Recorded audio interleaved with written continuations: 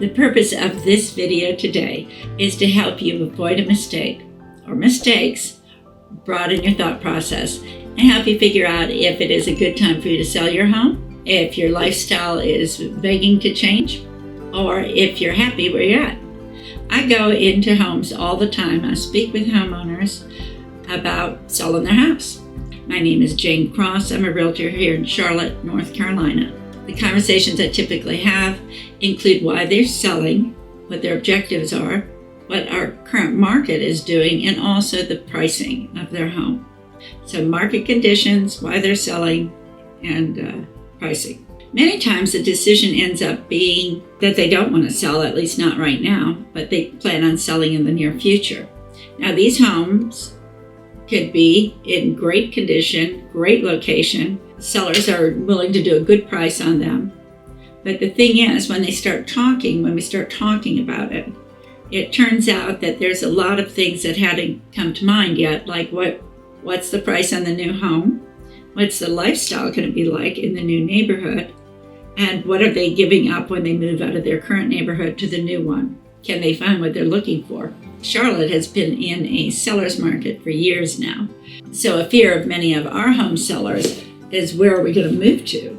And maybe you're planning on moving out of the Charlotte market into another area, or maybe you are staying in the Charlotte market. Still, it's important that you look at what's available to you to move to. It might be that you decide to go with new construction to give yourself some padding and time between selling your current home or the next one. There are other options available. You can always do a short-term lease back from the person buying your home if they're open to that. You could jump into a rental lease of an apartment or a house, or you could do short-term leasing through, typically that would be with the Airbnb or vacation rental by owner. Of course, those cost a little bit more for those few months, but one of the other things I like to talk to people about is their pricing and their cost, not just pricing of their home, but the cost it takes you to get from this spot to this spot. So are you going to have to deal with a double mortgage? Are you going to have to put things in storage? Are you going to have to move twice, which requires 2 moving companies? How does that all work out? Or do you have a place to stay? Do you have friends, relatives? Do you have a second house that you can just move into, and none of this is something for you to stress over? Also, the other thing that comes to mind here is on your pricing on money.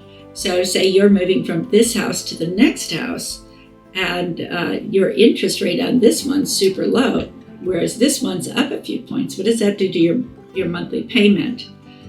If you already have your home paid off and you have to move some money around with your savings or pensions, 401ks, do you need to talk to your financial advisor to make sure you don't hit any tax implications that are going to hurt you over the long run? So there's different professionals that you can speak with to get some pricing resolved as far as cost goes.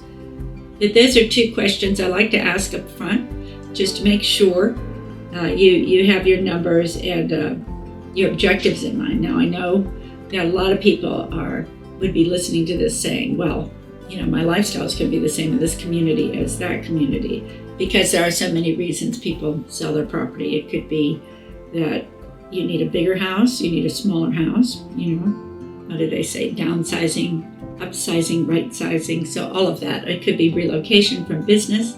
It could be divorce. It could be death of spouse. It could be teenagers are out. We've just got too much space now. It could be any of those things. And keeping that in mind, if you want to move forward with your sale of your home, all of those same costs and pricing all come into play too. So it's just a good thing to look at. So when you're doing your price of your next home, you'll also have to make sure that what the interest rate is, what the HOA costs are if there's a homeowner association, and what your taxes will be if they change drastically or are about the same as what you pay now. So those are little things, other low costs to look out for along the way. Anyway, if you need a good realtor in the Charlotte market, please give me a call. I can go through a good timeline with you and make sure that you're set up well for your future purchase and sale of your home. if you're thinking about selling in a different market or you're in a different market, I can certainly help you find a great realtor there. I know all the right questions to ask to screen someone for you to make sure you choose wisely from the beginning and you're not stuck sitting out there on the market without a sold sign in your yard.